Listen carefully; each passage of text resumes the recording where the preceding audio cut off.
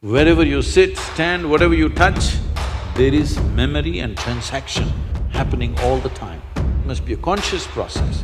If it's a compulsive process, then you will pay the price for it. It is not that this is sin, that is sin. The question is, what is your priority in your life?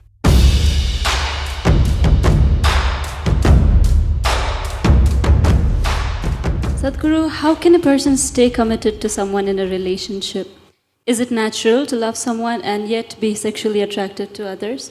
What should be the proper course of action that should follow, or how does one handle this? See, there is a psychological integrity, there is emotional integrity, but there is a biological integrity also.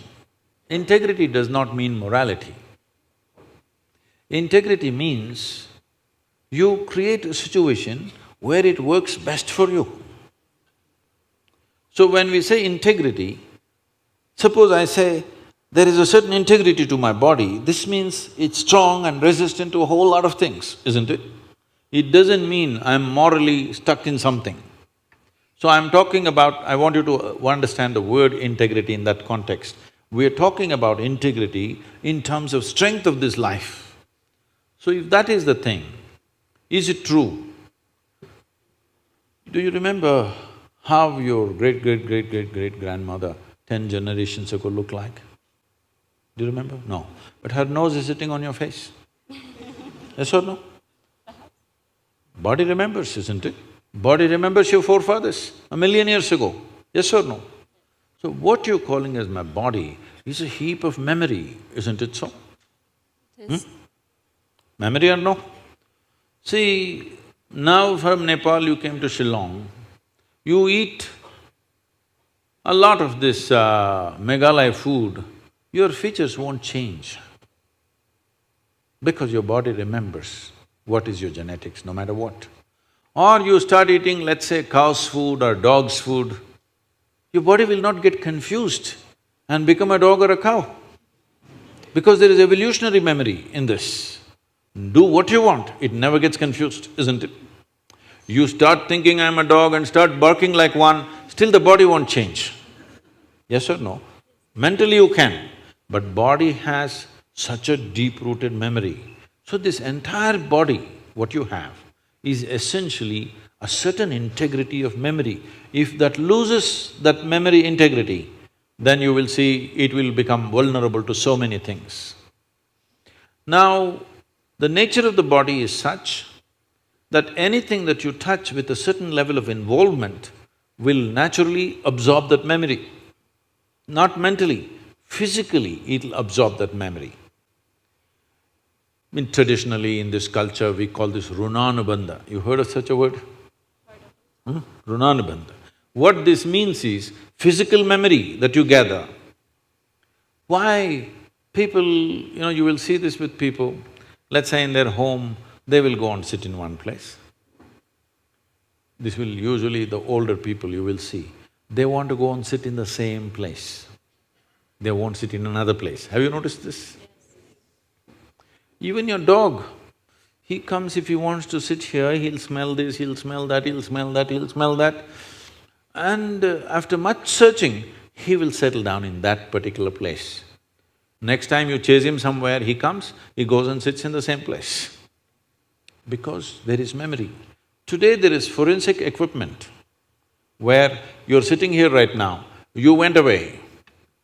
After 2, 3, 8 hours, if they come, not with a dog can easily do it. But with forensic equipment, we come here and just check this chair and we know it was you who was sitting here, not somebody else. So there is memory. Wherever you sit, stand, whatever you touch, there is memory and transaction happening all the time. Well, you come from Nepal, in India also it's very much there, in south is very strongly there, north maybe it's become weakened. People never give salt to another person. Do you know this? Here also? If somebody gives you salt, you say, please keep it there.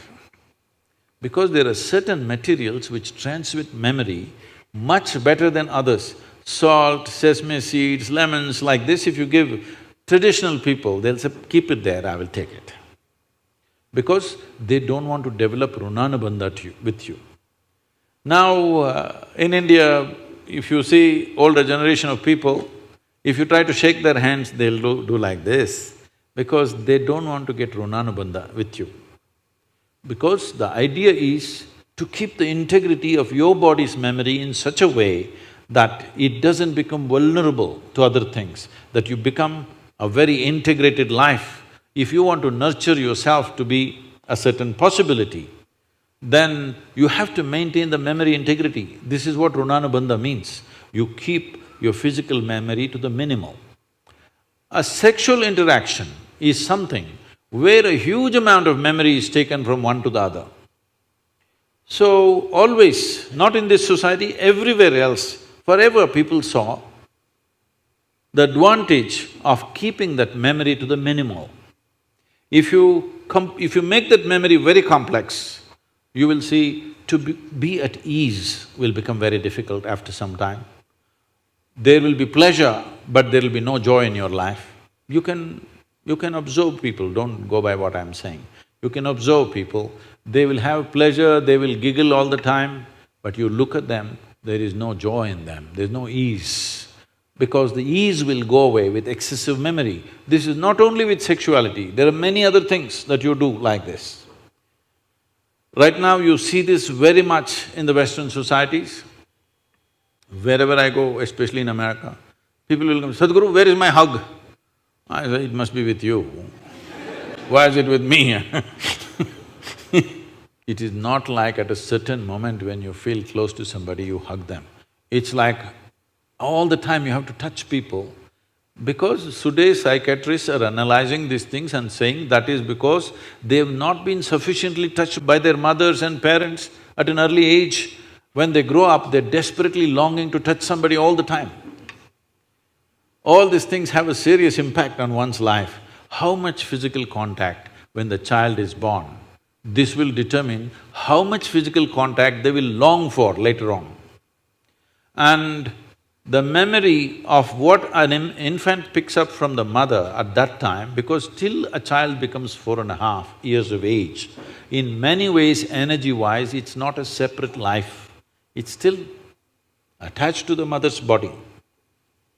Actually, if by nature if people go till then, they must be drinking the mother's milk and connected up to 4.5 years, that's how naturally it was. So, the energy doesn't mature. At that time, more and more memory that you get from the mother is better and better to strengthen this. But once the child begins to move out and becomes an individual, life is organizing itself. People come to me and say, "Sadhguru, can you bless my daughter, can you bless my son?" First thing I ask is, how old? If they say 15, 16, 18, all right. If they're over 21, I say no. Because me blessing you, blessing will not go to your child. You may still think emotionally that's my child, but as far as life is concerned, it's become fully separate. Generally, the course of life is considered to be approximately 84 years or 1008 cycles of the moon. The cycles of the moon and our body is very directly connected. Only because our mother's bodies were in sync with the cycles of the moon, we are born, otherwise we wouldn't be born, isn't it? Hello? So, a full life is considered 1008 cycles of the moon, which will approximately considered as 83 to 84 years. So if one crosses 84, it's considered a full life. In this, the first quarter is the only time when it is connected to parentage. After that, the child must move, because energy-wise, you cannot connect those two lives anymore. So that is when the longing, if you have not created enough integrity within yourself, the longing for another body multiplies. Even though the hormonal phase may be higher between 15 to 20, the longing to bind and bond with somebody increases after 21 years of age, because unknowingly you're like a satellite who fell off the main mother. You come off the motherboard. Now you want to attach to something unless you find some integrity. This is why between 12 and 18, one must do lot of sadhana to strengthen the body, so that you don't desperately bind yourself to something or somebody. You must consciously, if you wish to take a partner, it must be a conscious process. If it's a compulsive process, then you will pay the price for it. This is not a question of morality. It is not that this is sin, that is sin. The question is, what is your priority in your life? If your priority is to make this life rise to a higher possibility, then you must be conscious. If you want to somehow live and go, it's okay.